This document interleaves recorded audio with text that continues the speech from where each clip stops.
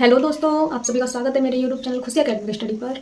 आज की क्लास में हम देखेंगे डीडीटी का निर्माण, इसका स्टेटमेंट कैसे लिखना है और रिएक्शन कैसे लिखनी है। ठीक है, आइए हम देखते हैं डीडीटी। इसका फुल फॉर्म होता है डाइक्लोरो डाइफेनिल ट्राइक्लोरो एथेन। तो देखो, सबसे पहले हमें एक चीज जानिए, क्लोरल। क्लोरल का सूत्र होता है CCl3CHO।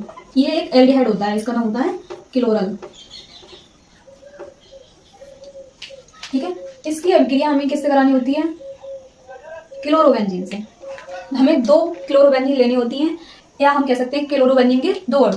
तो हम इसको ऐसे भी ले सकते हैं C6H5 और Cl, लेकिन हमें ऐसे नहीं लेना है, इससे हमें रिएक्शन याद करने में या समझने में बहुत टफ लगेगी। इसलिए हमें क्या करना है, बेंजीन का स्ट्रक्चर बनाना है। तो देखो, हम 2 बेंजीन बनाते हैं क्योंकि 2 अणु लेने हैं हमें बेंजीन के। तो 2 बेंजीन बनाई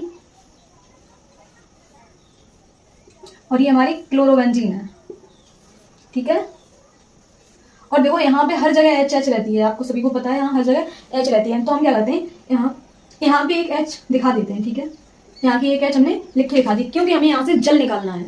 और जल हमें कहाँ से मिलेगा? जल हमारा यहाँ से निकलेगा।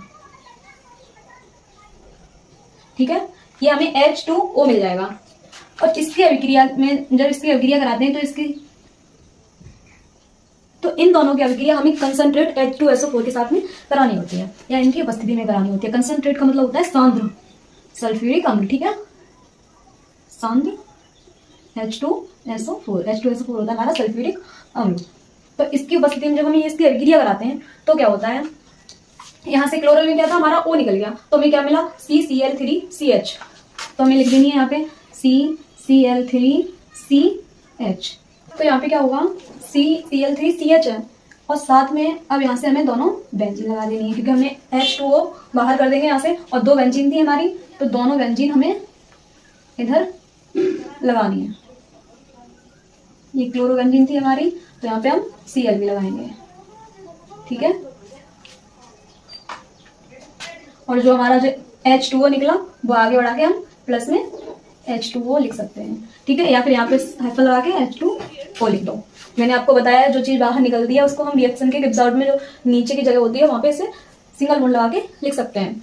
ठीक है, और यही हमारी जो बनी है वो बन गई DDT। क्लोरोबेंजीन के 2 अणुओं की अभिक्रिया क्लोरल के साथ सांद्र H2SO4 या सांद्र सल्फ्यूरिक अम्ल की उपस्थिति में कराई जाती है, तो हमें क्या मिलता है, DDT मिलता है, या DDT प्राप्त होता है। ठीक है, तो यही इसका स्टेटमेंट लिखना है आपको। कोई